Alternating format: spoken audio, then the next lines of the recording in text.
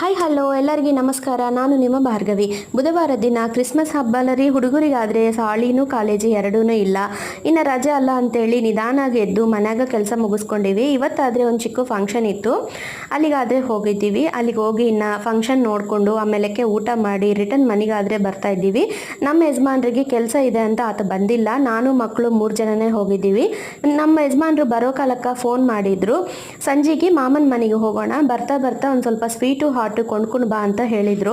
ಸರಿ ಅಂತ ಬರೋ ಹಾದಾಗೆ ಸ್ವೀಟ್ ಶಾಪ್ ಇದ್ದರೆ ಅಲ್ಲಿಗೆ ಹೋಗಿ ಸರಿ ನಮ್ಗೆ ಬೇಕಾಗಿರೋ ಅಂಥ ಸ್ವೀಟು ಹಾಟ್ ಆದರೆ ತೊಗೊಂಡು ಮತ್ತು ಮನೆಗೆ ಹೋಗೋ ಕಾಲಕ್ಕೆ ಸ್ವಲ್ಪ ಸಾಮಾನು ಬೇಕಾಗಿತ್ತು. ಅದಕ್ಕೋಸ್ಕರ ಅಂತ ಪಚಾರ ಸಾಮಾನು ಶಾಪಿಗಾದರೆ ಹೋಗಿದ್ದೀನಿ. ಅಲ್ಲಿ ನಾನು ಕೊಂಡ್ಕೊತಾ ಇದ್ದರೆ ಒಂದು ಕೂಸು ಬಂದಿತ್ತು.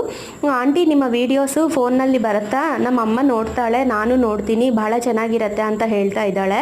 ಈ ಪಿಂಕ್ ಫ್ರಾಕ್ ಹಾಕ್ಕೊಂಡಿರೋ ಹುಡುಗಿ. ನಿಂಗಿರೋ ಸ್ವಲ್ಪ ಮಂದಿ ಸಬ್ಸ್ಕ್ರೈಬರ್ಗೆ ಯಾರು ನೋಡ್ತಾ ಇದ್ದಾರೆ ಅಂತ ನೀವು ಅನ್ಕೋಬೋದು. ತೆಲುಗು ಚಾನಲ್ ಇದೆ